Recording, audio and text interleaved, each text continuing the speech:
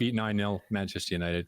But forget about that. My next time I went over there, I got beat 7, which was a win. And we scored first. So we lost 7-1, saved a penalty. It was just bad all around. You guys don't even want to hear this, do you? You guys are bored of me telling these awful stories about my Manchester United stories. One by what? Look at you guys are all taking off on me.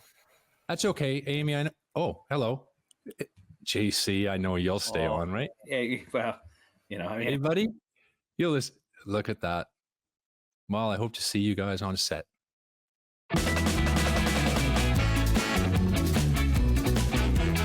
All right, class, calm down. Everyone, be quiet. It's roll call time. Let's start with Jiminy Brennan. What is turn of the century blacksmith? Please, here or present. Amy Walsh. What, Welch is great.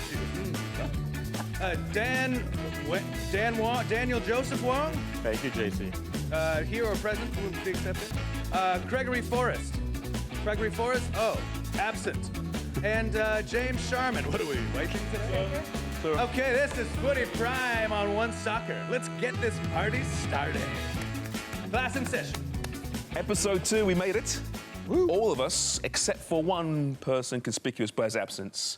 Craig was cancelled, unfortunately. Said some terrible things in episode 1. Not welcome back until probably next week. But, more importantly, in studio, in person, in the flesh, Amy Dubs Walsh. She flew in this morning, literally flew in this morning, jumped in a cab, came right to the studio. After we tape, jumping right back into a cab to the airport and back home again. Going to see Forrest, yeah. Welcome, though. Thank you. It's good to see you guys in the flesh. Finally. Yeah. Usually it's two-dimensional, Amy Walsh, right? Which she kind of is. Yeah, kind of two-dimensional, yeah. Some would say one. It's a bit harsh. Into it, I guess. Yeah, a bit harsh right off the top here, but that's okay. Well, you're on our team, so we get to have fun. Thank you, JC, though. Welcome to Footy Prime. As we did last week, we're going to try and teach the audience about various members of Footy Prime. Last week it was Craig Forrest, of course. This week, we're going to learn all about Amy Walsh. I'm so excited. So we've got a few questions we put together here to kind of set you up, all right? Set you up, so to speak. To start with Dubs, here it is. It was once said of Dubs, she led by example on and off the field. She brought the Canadian grit and passion every single day, but never stopped making us laugh at the same time. Who would have said that about our very own Dubs? None of Did you ready? Already. I mean, we've had the warning, and already. Well. Do you know? Any guesses? So someone she played with. It's going to be like Rian Wilkinson. No, it wasn't Rian. No. D? Nope. Tancredi. Boom. Jimmy Brennan knows Dubs well. By the way, Melissa Tancredi may or may not be making an appearance on our show later today. You did this. You tied that in. Yeah, isn't that clever? It's kind of like a segue, kind of. Was a segue. But she's coming on later in today's show. Perfect. Next question for you. At the 2008 Olympics, Dubs was combative on and off the pitch. Which legendary footballer did she shield her teammates from one fateful evening? Oh. See how much you guys are actually paying attention on the podcast. She scuttled. She scuttled him.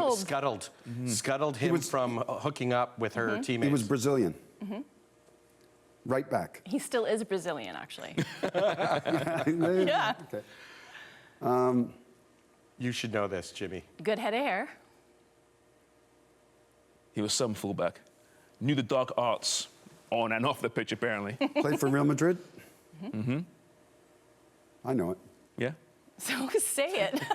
Go 2-0, Jimmy, come on. Can't remember his name. Is it on your notes? Jimmy brought notes today. No, there's only 2 there. Yeah, by the way, you've got to show this. We've got to show this where we can. Jimmy brought notes. Like, he has literally brought notes, and there are 2 notes on this.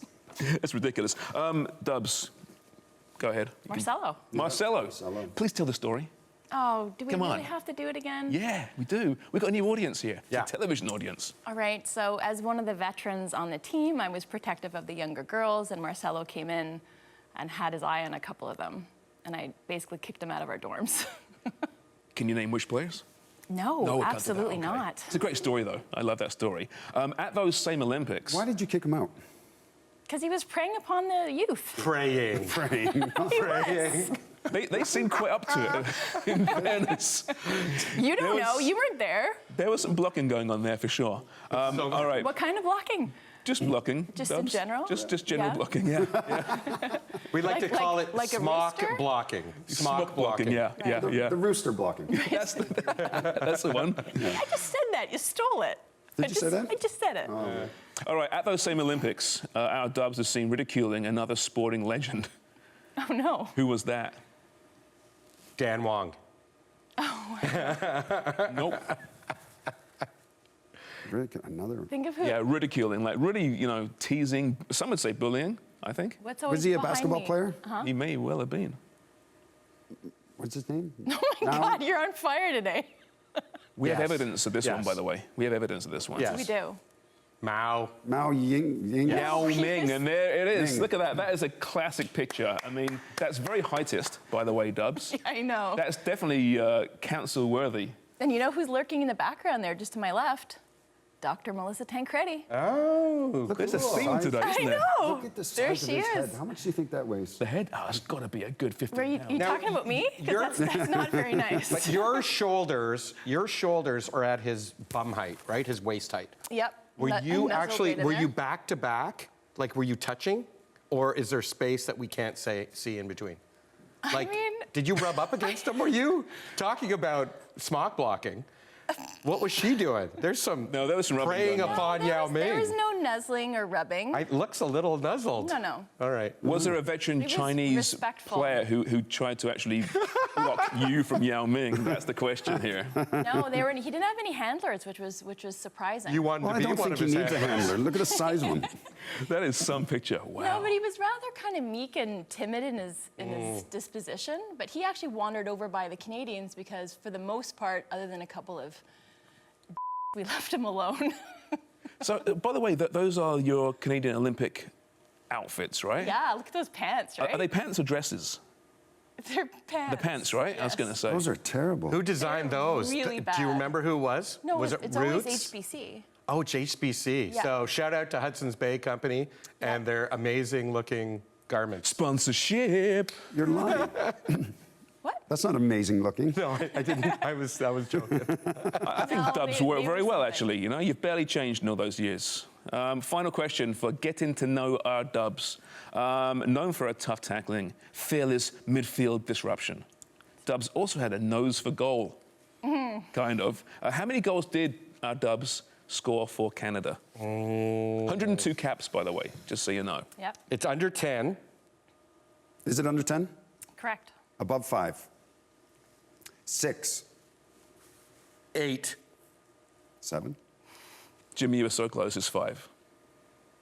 Yeah. She's just throwing numbers out arbitrarily. No, but do you, 5, That's 7. where it started, right? does Amy remember them? Do you remember? Because if there's only 5, you must remember like 1 or 2 of them, no? I remember one in CONCACAF qualifications, I think in Vancouver or Victoria. Versus? Jamaica, it was a nice give and go play. Yep. Remember that one? With who? Charmaine Hooper. Oh.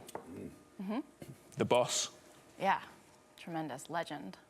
But the other ones were probably headers or like garbage goals. You scored against the States and Mexico as well, though, so some pretty big rivals I there. score Yeah, you against did. the You did. According to Wikipedia and CanadaSoccer.ca. It must be correct. Yeah, it must be. By the way, the last line in Dubs' wiki page is great. It says, this is the last line. She gave birth to a child in January 2010. Since then, she has not returned with the Laval Comets, or Canada's national team, suggesting that a return could still happen. Oh. What are the odds? Slim to none. Yeah? Okay. Let's be honest, none. Yeah. It's not happening. I mean, again, like, why so quick to agree? Yeah. 'Cause Dubs, you did. you're not going to go back and play now. No, it's fair. But you did have CF Montreal had a Yeah. let's play like all the administrative. How was that? How were you running around? Because that was probably the first time you've been on a pitch to actually run and play in a while. Yeah, Right? I'm good. We play 7 aside and play for like an hour. So play each team, like 3 or 4 teams, play each team once. I'm good for like the first game and a half. Right. And then it's all wily smarts and playing the curled balls. A bit and like the podcast, smart right? movement. Yeah, there you go. Right, really. You know, Yeah. you start off strong, and then you just rely on the veteran guile to get you through the next, 30 minutes of the podcast. Yep. Right? Lots of swears, though, I can tell you that. Lots of swears. Lots of swears. I can imagine. Filthy mouth on the pitch. Filthy mouth.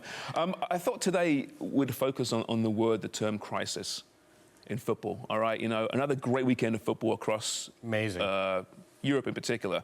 Lots of controversies, late goals, and some clubs really falling into potential crisis. Manchester United, Chelsea maybe. Once again, Bayern Munich drew. They're way down the table right now compared to usual. PSG, they lost. And then even here in North America, Toronto FC lost to Vancouver, of course. So crisis, I think it's probably a term that's blown out of proportion, especially this early in the season. But what was the most toxic, crisis-ridden room or club or team that you were ever involved in? I don't think I really had one. They're in a crisis right now. No, but I never had a crisis, Not even at TFC? No, because it was just starting. We were just starting in 2007. So you knew there was going to be some ups and downs. I mean, an awful lot of downs when we got going, but How many ups were there, really? when we won the Canada Cup, that Okay. was an up. Yeah, all three teams that were competing for that trophy. Well, I still won it. Craig Forrest, and Right? we're so happy you brought that up, Sharms. I know. Craig will watch this and then, thanks, Shams. Yeah. And then, but look, everybody's got to play a role to get the club where it is today.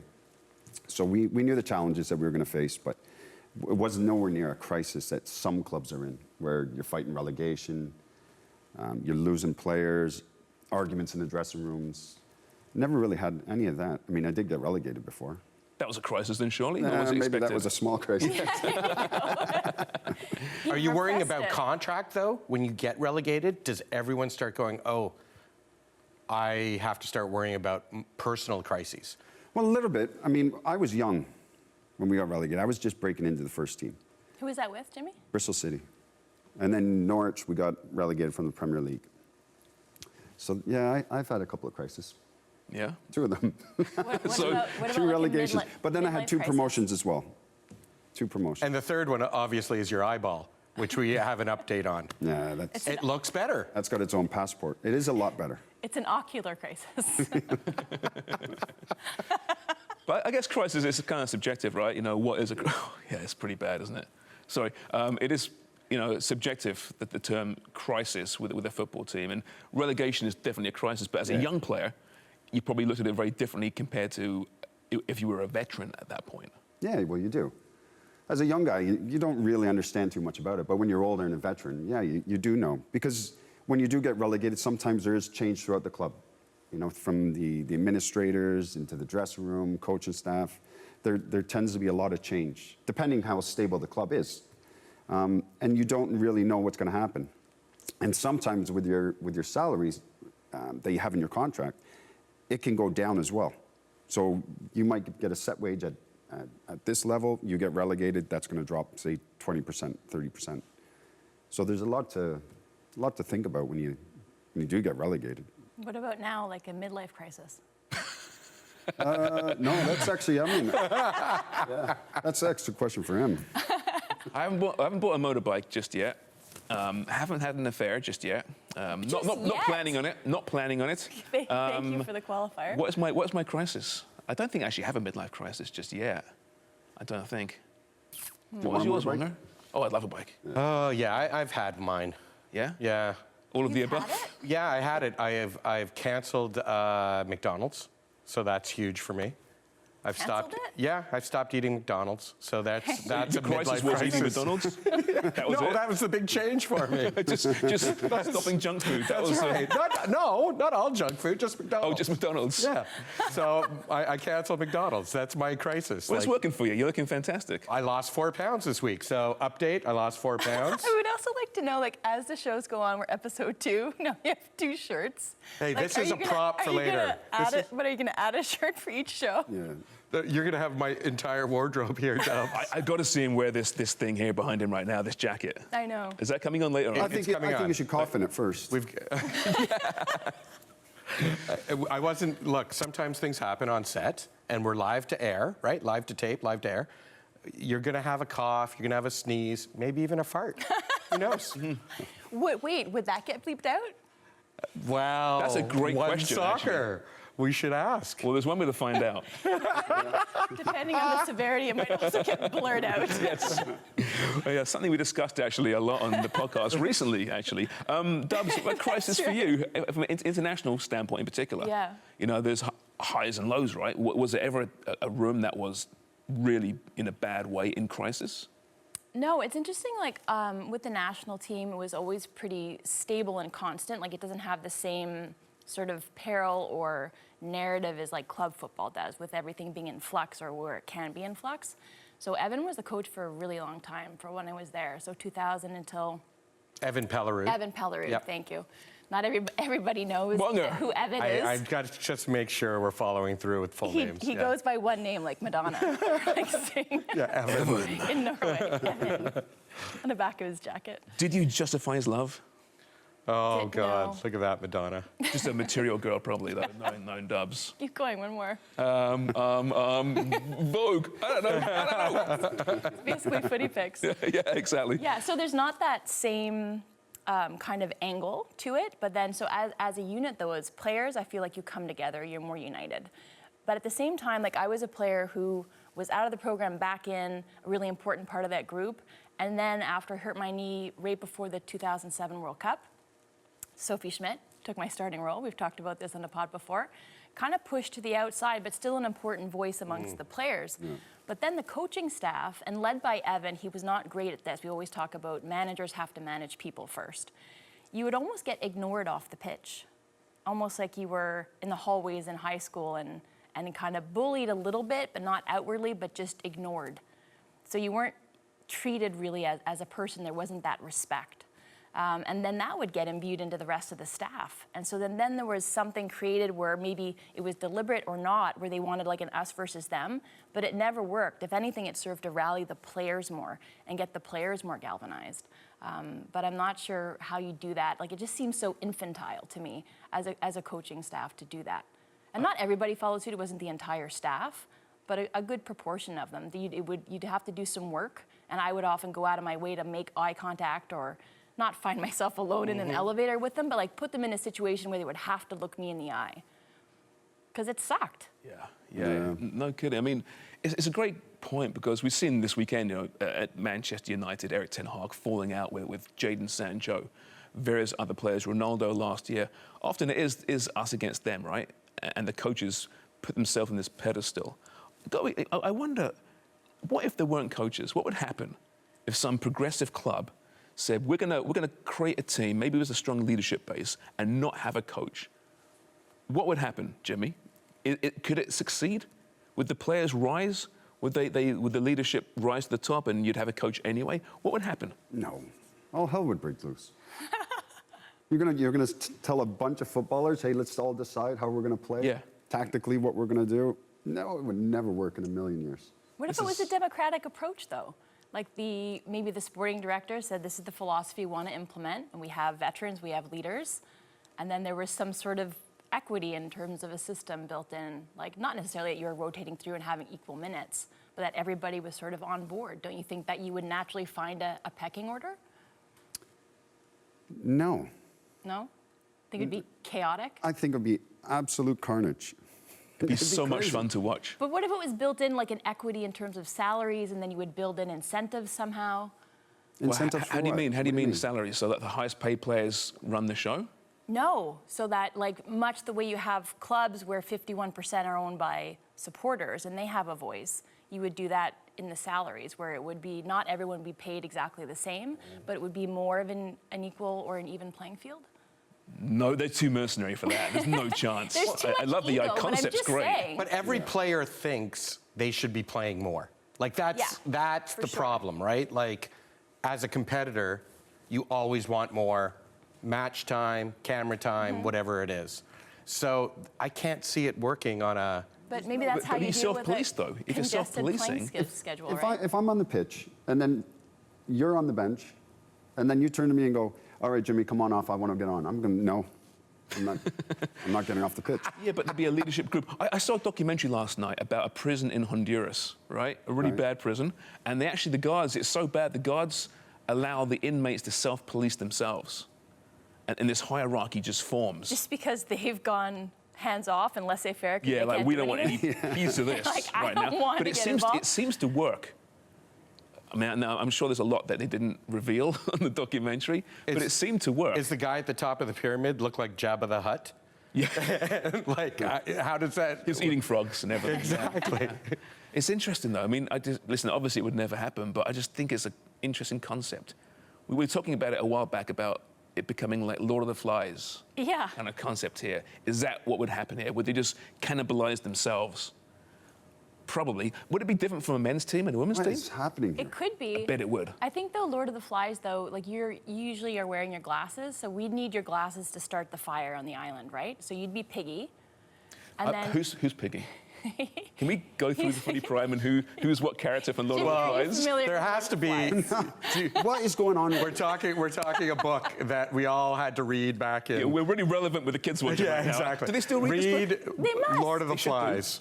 Yes. So who was Jack? Was the dickhead, right? Jack was the Yes. ego and the nasty. He sort of rose up. They discovered. Remember, there was the fighter plane that went over the island, and the guy got The pilot. parachuted down, Right. and he was dead, and he was hanging from the trees, and they called him the Beast. And so Jack splintered off Right. and got like another. Who's Jack? Who's Jack in the pod? It's probably going to be Jimmy, Jimmy. isn't it? Yeah. What am I Jimmy. listening to right now? We're going to have to introduce you to a library card. That's what we're gonna do. JC's Simon. I've read. There's a book, too. Yes. For sure. Nice fella, good fella, respected by most. I'm interested, though, you're going back to the head coach. You made a comment on one of the pods recently about how important assistant coaches are. Of course. To create that Yeah. system of, hey, you might not always get FaceTime with your head coach, head manager, but it's these amazing assistant coaches that kind of keep players motivated, following through on the right target, and goal-oriented. Tell me about that. That's what interests me. Yeah, it's important that you do have a good support staff, because sometimes as a head coach, your voice can become too much. And you need that other voice to come in sometimes and talk tactics or just be there for support.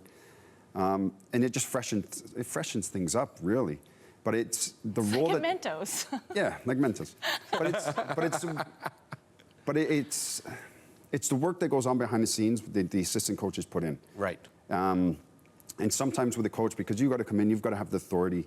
You might say, okay, we're going to do this, that, and the next thing, and then you're out. And then your assistant coaches, they come in and, hey, good morning, how's everything going? And the players tend to have a lighter, better right? relationship with the assistant coaches than what they do with the head coach a lot of the time. So, you know how a lot of head coaches always say, I have an open door policy. Yeah. Door's always open. But their actions and their words don't really match up. Did you ever have a coach that said open door policy that you would never go talk to? And there were people who would never talk to them? When I was younger in England, I never really went and spoke to the gaffer. Right. They were over there, they were in the office, and very rarely did you go in there and see them. Unless you had to get something organized or set with a contract, or maybe you had a real bad issue, then you would go talk to them. But I never really spoke to the manager too much, just on training. During the day, go in and have a conversation. Hi, how are you? And then I was gone. And then I would socialize more with the assistant coaches because they were the ones that were put on training. Head coach was always walking around the pitch and doing his thing, but you always had a better relationship with the assistant coaches than what you did with the head coach. I think it depends too on the personality of the head coach. Yeah. Very much. So in my career, it would just depend who it was. And so did you have, hey, I'm going to go, because you were a captain, did you have, I'm going to go walk in and talk to Evan Pellerud whenever I want?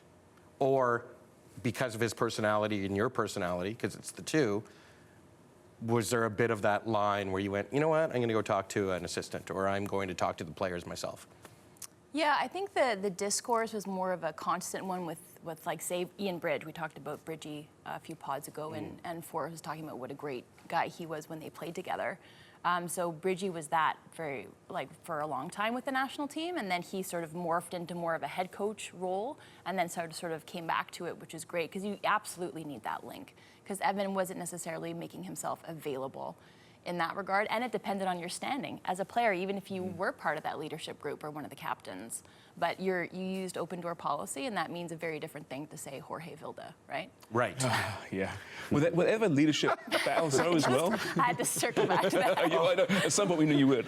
But were there ever leadership battles? I mean, if I look back to that cinematic triumph, The Lion King, right? So the alpha lion, is it Simba?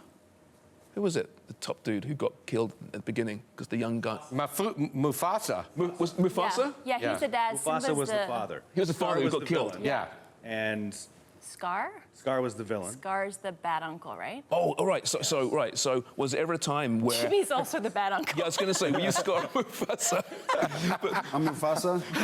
No, you're Scar. You're Scar. I'm Scar. You're scarred right Scar now. did have a scar on his eye. Because your eye. But does it happen though? Do you like, is there a veteran captain occasionally or a leader, right, who's clearly past his prime, and there's someone just waiting for that role, that captain's role? Are there ever issues in the room that way? Have you ever seen that? Yeah. Yeah, I have. I've seen where some players wanted to be the captain. Like where? Can you give an example? National team, it's happened in England as well, where some guys wanted to be captain. But the players know who the captain is, right? Because they got a great deal of respect for the captain. You know, that's your leader. That's the individual that looks after the dressing room, makes sure the players are all right. For instance, if I'm the captain, I come in the mornings and the guys are like, I'm really sore, I'm tender, you know, we need a day off. Then I would go see the gaffer and have a chat with them and just say, hey, listen, the boys are in trouble today. You know, they're hurting a little bit. We need a little bit of day off or something light today. So you always have that relationship, the captain, with the players, and then with the head coach or the staff. Well, we'll get some more insight, I think, regarding this from our next guest, who is an absolute legend of not just Canadian football, but a legend on the dance floor. It's Melissa Tancredi. Melissa, welcome to Footy Prime, episode 2. I did mention that you were a legend, obviously, on the pitch, but also on the dance floor. We have to roll in this video of you and Dubs. I don't know what year this was. Dubs, what year was it? Just so Tank knows, they call me Dubs. Yeah. Yeah, that's new. I know. That's new. Yeah, it is. I didn't resist too much. Wait a second. What was her nickname before this? Did she have a nickname, Melissa? She didn't need a nickname, just Amy. Oh, yeah? Not the So blocker. now you got one. But there was Amy Vermeulen too, remember? So for a while, Amy V and Amy Double V. Amy V. Poor Evan. So that dance video, which has gone viral, it's the two of you, like I say, I don't know what year it was, just busting a move. Was it post-match, presumably, or was it pre-match? No, that was pre-match. Was it pre-match? Yeah. Was that You a would common think thing? that should be post-match. I think back then, I mean, absolutely a common thing. And I don't know if there was a rain delay. I don't know what was going on. It was against, rain delay. And I'm pretty sure it was against the U.S. in the finals.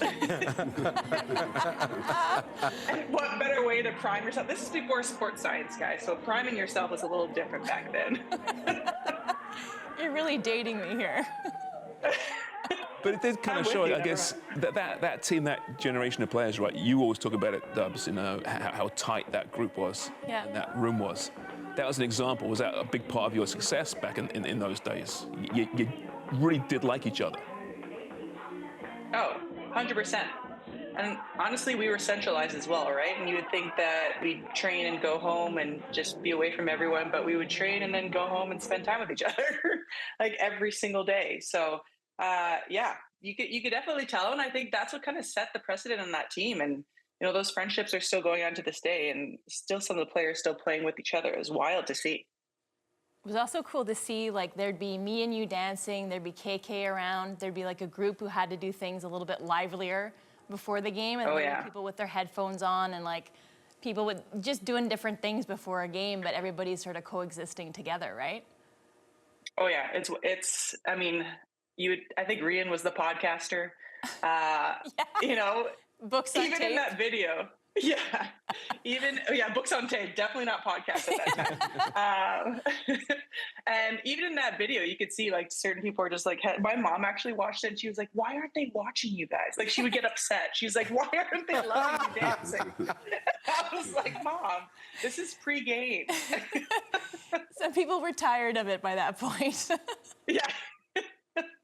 But again, I just want to say none of that was scripted. That's all I would like to say. We were talking before about, the concept of having no more coaches or managers, right, in football, and what would happen in the room if suddenly an ownership group said, no coaches, you guys figure it out. And we're talking about leaders rising to the surface. In that group, when you guys played together, like who would have risen to the top there to take control of that room? Oh, wow. I think at that time, there's more than one leader, which is pretty cool to say. Anyone older than me, I was terrified of. And, Amy, took a while for me to realize Amy was a little bit harmless. But I would say like Randy Hermes, Amy Walsh, Andrea Neal. Who was in that locker room at that time? If it was Charmaine, Shirolta, Latham, like these are players that you would definitely listen to if they spoke. And yeah, no ifs, ands, or buts. Karina. Sometimes Karina, I'd be like, come on. Yeah. But for the most part, we had a ton of leaders. We were blessed with a lot of leaders in that team. Do you feel like it took you a while? Because you became a leader yourself, and you're always a leader in your own right. But maybe other people were taking up a little bit more space. So what was it for you that allowed you to sort of fully express yourself and take your place as a leader? I think honestly, like I love to watch and learn in the beginning, and coming onto that team, I'm not gonna lie, I was terrified, thrown into a team that we went right into qualifications, like Olympic qualifications. So I did a good job of just laying low and kind of learning and seeing how things worked. And it wasn't until like my performance started to pick up and I started to get a little bit of trust from you guys on the field that I was like, okay, I could start having a little bit of a voice now. I think I would say around 2008, 2009 is when I was like, okay, I think I feel respected enough to, say something, but it took me a while, and that's okay. I didn't I'm not a person that comes in, especially on a team, that wants to be a leader right away, or be, like a captain or anything like that. It's something that I'd rather just work my way up to and feel trusted and respected by my teammates. And at that point, I think it was more my performance that spoke about anything. It's not anything that I was saying off the field. So that's when I felt comfortable. Now, you retire. Straight away, you jump into your second career. You're a doctor of chiropractor. Do you still miss the game? It sounds like a silly question. I'm sure you do, but you don't. You're shaking your head. You don't miss it at all. No, I don't miss the game. Honestly, I get my little tidbits in training sometimes with the team. I tried to play after retirement. It's just when you walk away from, you're playing at the best, at your best, at the best pitch, with the best players in the world. It's very different than coming and playing on turf on a Sunday evening and it's freezing. So I don't miss it. I love to watch it. I still watch it all the time. I'm still around it as much as I can be. And yeah, I don't miss it. My partner and I speak about that all the time because she's starting to have a little missing moment right now, but she's super young, so I get it. But no, I think I'm over it. Well, I know I'm over it. You obviously, being a doctor as you are now, you understand the human physique better than anyone. There's an epidemic right now in women's soccer. Knee injuries, ACLs. You did your ACL when you played, actually, I believe, as well. Are we at a point now where football's waking up and realizing that training methods for women athletes should be different and needs to be different to men, especially in football? Let's hope so. I feel like I tore my ACL 23 years ago, and it was an issue back then that we spoke about. It's wild. I think it's taken a lot of big namers being out of big tournaments to kind of get people's attention, but especially now the calendar is totally different for the women's players. It's jam-packed. They're being asked to play in everything throughout the year with maybe a month off. And you're right. Like the resources aren't there, and we're starting to pay attention. Yes, I mean Nike has the new shoe, the new cleats out that I'd love to try. I've got a pair myself, but we need to get on top of this. I mean, if this, everyone says if this were the men's side, obviously there'd be like millions of people, millions of dollars being put into it. But it's your daughter. It's, you know, like it's going to be my daughter, hopefully one day, that I need to protect. And we just need to figure it out. It's hard to watch that it's still happening. Congrats, by the way. You're a new mom. Oh, just drop that, eh? Yeah. But that's fabulous. But how do you think that will impact, has it impacted your practice? Because you own a clinic in Vancouver, and then you'll still be traveling with the national team. Will she make the trip with you? Yeah, so I will not let anything impact my time with the national team because I love it so much. So Ren will definitely be joining, and Julia, my partner, will be joining as well. That's great. I mean, I think it's going to be so fun. I think that environment now has been so kid-friendly and baby-friendly, and hopefully friendly for players in the future as well to bring their little ones. So yeah, going to join. Melissa, you're the biggest thing I know you from is Amy's, obviously from your time at the national team, but it's also the dance off. So I'm going to challenge you. I actually did a little dance that JC took. You retweeted it. So I Yes. thought, oh, Wonger's. I think the three of us we should become a dance pack. So that's number one. Number two, I think that I love your green screen video you have behind you. Where did you get that one from? It's spectacular. I don't know why you'd ever travel anywhere else from there. That is amazing. Number one, I thought you were going to say that you knew me from Amy's wedding. I was in trouble. No, I was also going to say, the video also showed you guys were running out of moves at the end. So what I think I could help do is choreograph the last minute and a half of that dance. Because when you guys were rolling on the ground, that's when I was like, they're just basically sweeping up dust bunnies. The enthusiasm stayed high, though. Okay, so we're going to have to come up with a name. Tancredi, Wong, and Walsh. We're going to come up with a dance pack name. Okay, I love it. Okay. That already sounds catchy. Hey, Jimmy, very quickly, were there ever dance-offs in the men's room before a match? And if there were, who would it be? I'm really curious. I used to dance. I used to dance. Yeah, I bet it'd be you, yeah. No, I was. I could move. Could you? Not now, but I like to have a little dance. that head, that wasn't convincing. I can tell with the next. I know. What's that? I just got It's like your a old vision boxing of stuff. a vision of Jimmy and, like, I don't know, Paul Stalteri having this dance. It's got to be Sully would never dance. D-Row. It's No. got to be D-Row. D-Row would have a little dance. Oh, I would dance. That would be terrible, you guys. I mean, I would not Oh, watch well, that. that's sexist.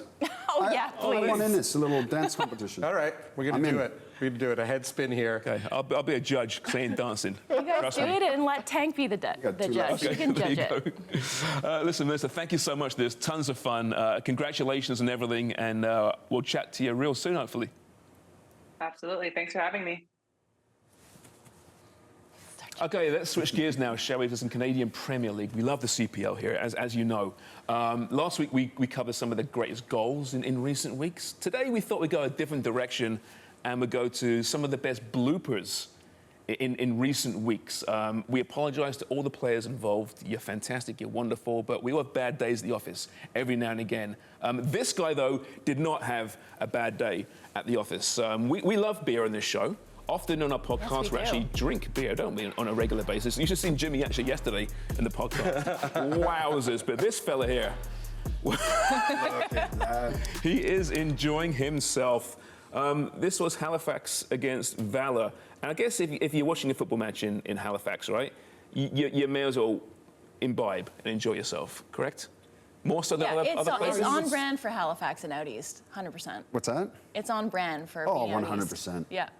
All right, I next don't up, think I'd ever just pour it in my face like that, though. we also appreciate a good no-look pass, don't we, in football? But not ones like Kadeem Kane's no-look pass. Dear. Right here, boy. This was Vancouver against Forge, of course. When you're as good as Forge, though, you can make the odd mistake, I suppose, right, Jimmy? But if you're his coach, if you're Bobby, what are you saying to him post-match? Do you know what?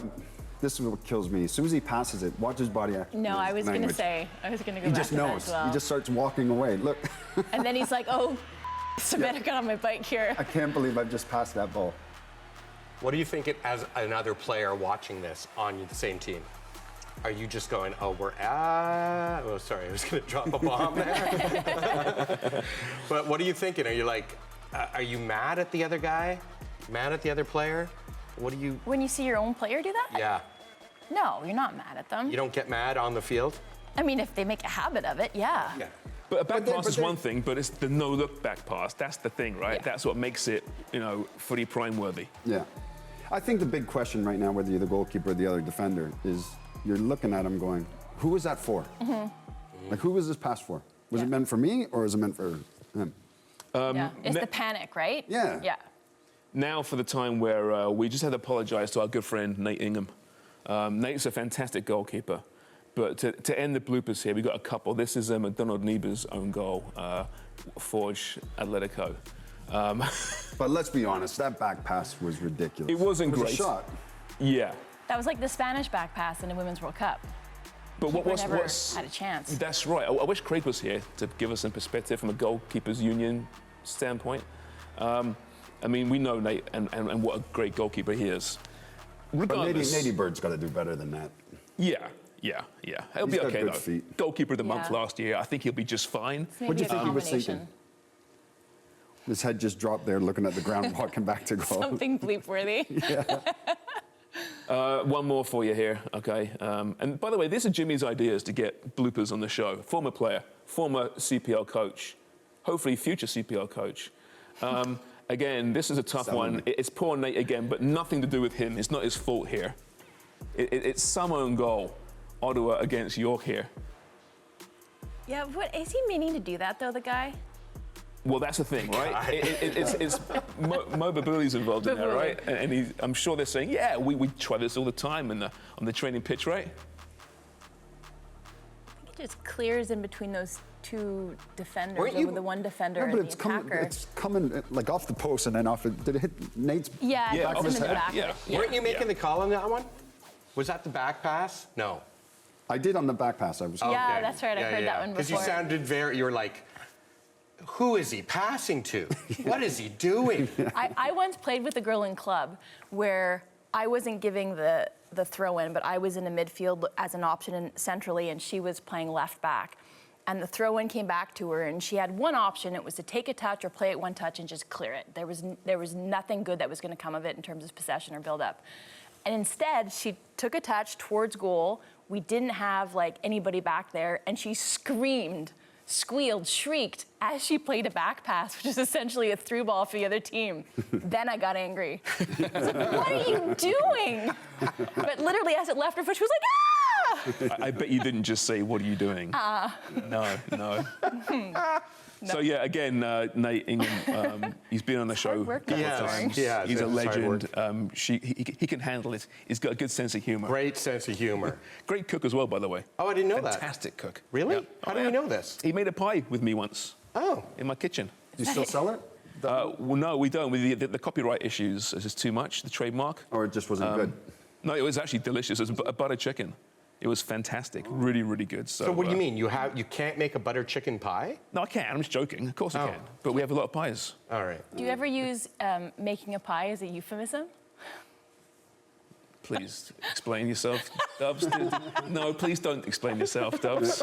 We give her the opportunity to come into studio, and she's going to get us cancelled. Yes. Come on. You can't around it. And if Dubs doesn't, Real word. Real word. if Dubs doesn't get us cancelled, Wonger might with his brand new segment. I don't know what it is. No one does.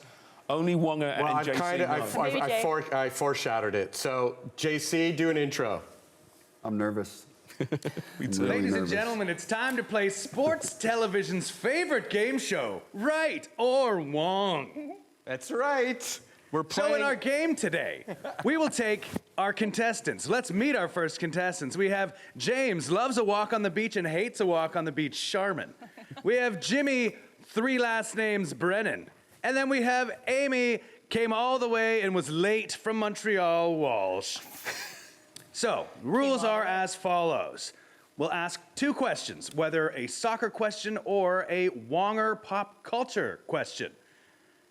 Everyone will have 5 seconds to answer that first and second question. If you get it wrong or you miss the 5 seconds, it'll be moved to the person to the right. 50 points for a correct answer of your question, 25 for a correct answer on your opponent's question. So the winner of today's illustrious will receive this trophy. Dan Wong's Glebe MVP 1982 when he was 3. And this small bag of Cheetos and $3.55 to be spent at your local arcade. Now, without further ado, here's Wonger. Can I just mention very quickly that he is. Craig's away today, obviously. Yes, but he is. JC plays the role of Craig beautifully in the tracksuit, the glasses, and the hat. He looks just bang on. As for you, you're like controversial TV executive material right now. Well, I'm trying. Look, I remember the '80s, and I always loved their jackets. So this is ode to the '80s. Welcome everybody to Right or Wong. Footy Good Prime to be here. presents. It's so nice to see you. So nice to have you on the show.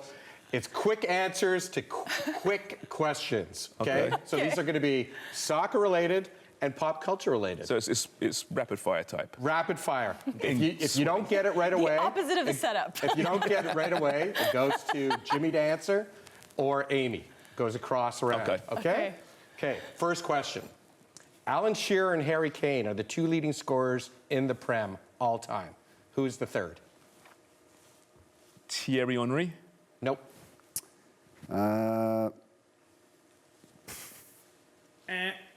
Amy. Rooney. Yes. Well done. Wayne Well done. Rooney. No, Okay. she meant John Rooney. 25 points for Dubs. Yeah. 25 points for Dubs, but Alan Shearer. Taste the Cheetos. Alan Shearer has 260 goals. Harry Kane, 213. And Wayne Rooney, 208. So they're the only 3 with over 200 goals. Jimmy, Yes. what MLS team last week played a home game and had over 71,000 spectators in attendance? Was it Cincinnati? Nope. Charlotte. No, but good guess. Minnesota. Think why? Think why? Why were there so many people at this match? Oh, because of Oh, LAFC. Inter Miami. It was Inter Miami, but it was Atlanta. Atlanta. Yeah, I was thinking Atlanta. Atlanta. Stupid. So there's only 2 stadiums with over 70,000. The other one was Charlotte. That's No why my points will be brain went awarded for Charlotte. that No lack points. of performance. Amy, Did he say flaccid? what Atlanta-based? That's what I thought he said. Amy, what Atlanta-based all-women rap R&B group had hits like "Creep" and "What About Your Friends"? One of the bandmates. TLC. Yes. TLC is the answer. One of the bandmates named Left Eye, rest in peace, burnt down Atlanta Jimmy. Falcons. Andre Reed. Andre Rison. Ryzen. Yeah, so close. I knew it was one of them. So Amy gets on the board. James gets 2 points for getting the first name of Andre correct. That's right. Is Thanks, Jimmy JC. backup in that band? Okay. He could be Left Eye. Left He could Eye. be like He would wear the second patch. tier. It's Yes, true. right? Question. What year, James Sharman, did the Montreal Impact join the MLS? Oh, that's a great question. So TFC was 2007, 2010? Wrong. Jimmy. 11. Wrong. 2012. 2012. She works for them. I know, but Forrest was supposed to be in the monitor, remember? So she wouldn't even have got this one. Oh, so Craig ruined us. That's right. Okay. In 1992, the Impact at the time made their debut in the American Pro Soccer League. Yeah. Jimmy, Erling Haaland scored 4 hat tricks in his debut season in the Premier League. Which other City player scored a hat trick last season? And I hate his haircut. I'm giving you a hint. Oh, you hate him, actually. I know. Yeah, I hate Who? him. Silva? Nope. Foden. Yes, Phil Foden. Foden scored a hat Phil trick in Foden. City's 6-3 win over United. I don't want to speak too soon, but I'm running away with You are this rocking thing. this right Amy? now. You are. 90s question. Who is the oldest Spice Girl because of Craig being locked out of West Ham's own club box because Craggy Spice. who is the oldest Spice Girl? Scary? No. It's Jerry Halliwell, Ginger Spice. Ginger. Yes, Oh, it's James Ginger. gets I 25. know my Spice Girls. The other members are Melanie Chisholm, born in '74, so she's third. Victoria Beckham is fourth, and Melanie Brown. So just so everyone knows, LB. Emma Bunton, of course, Baby Spice was the youngest. Just so you know, my preference. Of course. Baby. Yeah. My preference, Ginger Spice and Scary Spice were always the two. They were the two. Yeah, I'll speak Ginger Spice. Yeah, just so you guys Me? now know. Spice Girl? I wasn't really into the Spice Girls. Come on, pick one. He was more of a Backstreet Boys kind of. Sporty. Sporty. She's a Liverpool fan. True Scouser. There we go. There's some interesting little trivia for you. I think we could Sharms, go right? deep on this show. Yeah, I think it's me. It's me. Who's the leading scorer for the Vancouver Whitecaps right now? Oh, it's Ryan Gold. It is not. It's not?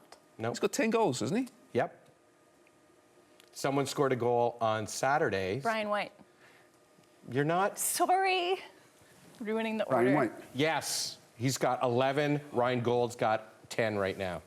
So Jimmy gets 25 because Amy's premature. Amy loses 25 for butting in so rudely. I think premature is usually Sorry, I one couldn't of these hear guys. what. We've got 10. We've got loads of time still. Loads Yeah, of time. lots of time. Before Wonger's mailbag Jimmy, is coming up who soon. are the two teams playing in the? This was going to be a Craig question. We're going to pass this one.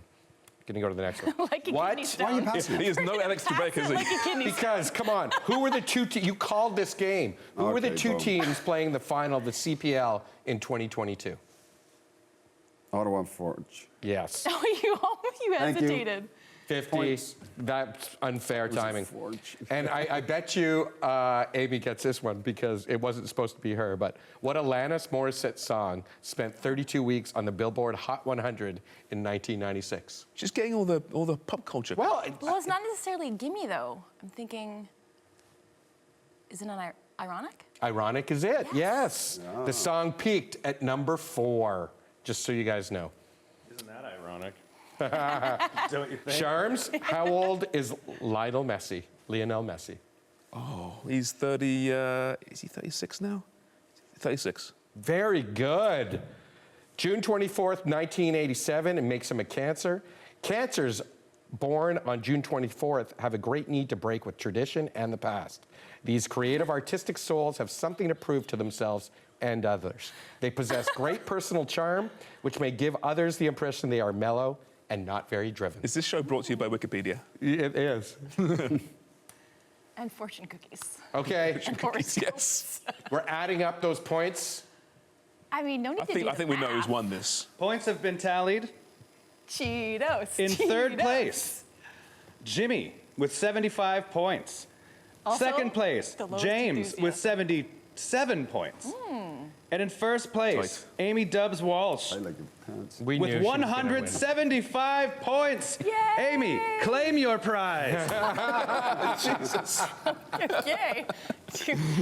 All right. They actually are. Going between Why, the why are the tables. Cheetos? Why are they in a zippy bag? Because they're from a few years ago and they might just fall apart. Old Halloween candy? Yeah, they're Halloween candy. Come on. She also just made $3.55.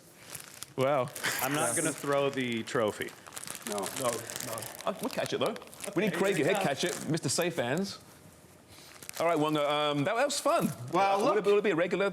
Will it be regular weekly? Yeah, we're going to try we'll and stick make in it, there. if people enjoy it, let's get some feedback, see if people like playing along with us. And we like also for our listeners and viewers to actually submit questions for us as well. Yes, absolutely. Well, you know what? Last week I mentioned, because we're in Wonger's mail sack right now. Rummaging around, Deep dive. deep dive into Wonger's mail sack. old rummage round inside of Wonger's mail. And Taking a sweaty look. unfortunately, we weren't able to get to Bergman in the Garage's his prime question because we didn't have enough time. But now we do. So here it is. I'm genuinely interested to hear your opinion on who is the most complete player you ever played with. So Jimmy, who is the most complete player? And I want to hear a definition of a most complete player from Charms, what he thinks. Okay, And then go, Charms. Well, I guess so. So in baseball, you have like what 5-tool athletes, right? Yeah. That's kind of what I think of for a complete player in football. Someone that has great distribution, great vision, great IQ. Versatility is important as well. So not just like Ronaldo, an incredible goal scorer, right? Wouldn't track back, right? It's not complete. Nothing against Ronaldo, okay? No, but he's a bit of a we know Right, that about him. yeah, a little bit, yeah. Haaland, not complete, but what he does, boy, he does it well. So, multi-tool footballer. I played with a good few players, but I'd probably say John Terry was very, very good for a center back. Could score goals, defended well, leader on the pitch. Where were you playing with Terry with? Nottingham Forest. Really? On loan, yeah. I did not know that. Yeah. Didn't he fool around with one of his teammates' wives? Apparently. Allegedly. Allegedly. Oh, I just wanted to know. No, that was a bit of an issue. You got dropped from England for it. Lost the captaincy. I think, or was that for something else? Regardless, a controversial figure. Was he a good teammate? Great guy. Great guy. Really, really nice guy. So when you say complete player as a centre back, like, how do you? Well, just class that? the way he organized, read the game. He was a leader. And then on set plays, for and against, he was very, very good, dominant, as you know. Could pass out the back, could spray the ball. He had all the tools. And he was young, too, when he was coming to us, so you just knew, like, this guy's going to be unbelievable. And he turned out to be an incredible center back. Amy? I've played with a number of them, national team as well, but... You guys are being very diplomatic the way they both said I played with a number of them. Yeah. But you said it, you immediately... Yeah, the one that immediately came to mind was Homari Sawa. So legendary player for Japan. I played with her in Atlanta. And just the sweetest, kindest, loveliest person off the pitch, but also on the pitch. Everybody loved her, but she's so respected. So she played in the middle of the park. She's actually in 2011 when they won the Women's World Cup. She got the golden ball. But she could do everything. So skillful, but so effortless. And just the way that she moved, but she covered a ton of ground, was willing to do the work. And could play anywhere in the midfield. She could play deeper, kind of more that number 6, and be like that anchor in the midfield and distribute from a deeper position, or play that link-up play as a number 10. It must be nice, too. Unbelievable. It must be nice, too, that she was so nice. Like, Yes. such a good person. Yep. Because then when you think of complete people, you're like, oh, not only a complete person on the field Yeah. and on the pitch, but complete person overall. And that actually brings a lot to the table, right? Yeah, I think sometimes you play with a player and they're respected regardless, but it's nice to have that other little layer of, they're a good person, you know? Can I ask you very quickly, almost out of time here, but so complete players, yeah. When you look at your games, personally, what was the one area that you never quite nailed, never quite got, that you Goal could have... scoring. Goal scoring? Yeah. You got 5 goals for your country? Yeah. Not a great strike rate, though, is it, Sharps? No, maybe goal scoring as well. I wasn't a prolific goal scorer. Well, actually, if you listen to last night's podcast, FOOTY Prime, and all your local podcast feeds, Jimmy talks about this. And he had a rough day yesterday, a rough weekend, a great weekend, and the emotion that came through his pores when saying he wished he could just score goals was quite amusing. Yeah. How many did you Set them get up. with the national team? I think 7. In like 50 some odd caps? It's not bad for a fullback slash Good, winger. yeah. Right? As a winger, yeah. Yeah, pretty decent. All right, very quickly. Last one. Our friend CDG, he's from Ottawa, but he wanted to know pre-game meals. Did you have a favorite, like a real meal that you'd hit that, honestly, that you would eat all the time and you felt like you played well with it? I would just go carb heavy. Anything that was vegan and available. And we got some pushback on being vegan and whether that was like the best option for us as players. And Cara was also a vegan, so the two of us together. Cara Lang. Yeah, Cara Lang. So, yeah. But I would say, rice or potatoes or pasta, avocado if it was there, just liked it. And then peanut butter and banana was Your my kind go-to, of right your- before I stepped on right. the pitch type thing. Avocados have so I mean, much too, by the big way. steak. Have? No, Potatoes? beans on toast. Ooh. And scrambled eggs on toast. So 2 pieces of toast. One would have scrambled eggs, and one would have And beans. your matches were around 1-ish, right, in the afternoon, noon? 3 o'clock kickoffs. Oh, 3 o'clock kickoffs. So how far ahead would you eat? What's that? How far ahead would you eat? Like, is that breakfast and that's it for the day? Yeah, we'd probably eat maybe around 10:30, 11. And then, then that'd be it. post-game, you just stuff your faces? I didn't eat too much. Yeah? Yeah, but the night before, yeah, you ate a lot. But the next Yeah. day, had a little beans on toast and egg, and then that was it. Well, that's Wonger's mail sack for another week. Please Thanks, let everybody. us know. Email us, find us on socials, and submit some questions and comments and what you want the pros to talk about. Or the rest of us. And Craig's back next week, of course, as well. All right, listen, we are on several times a week, Footy Prime, the podcast. We're on Sunday nights. We're on, obviously, Mondays on One Soccer. We're on Fridays as well. Tons of podcast material for you. And follow us on all your usual social platforms as well. We're out of time, as per usual. Dubs, welcome. Great to see you in 3D. This has been Footy Prime, the podcast on One Soccer.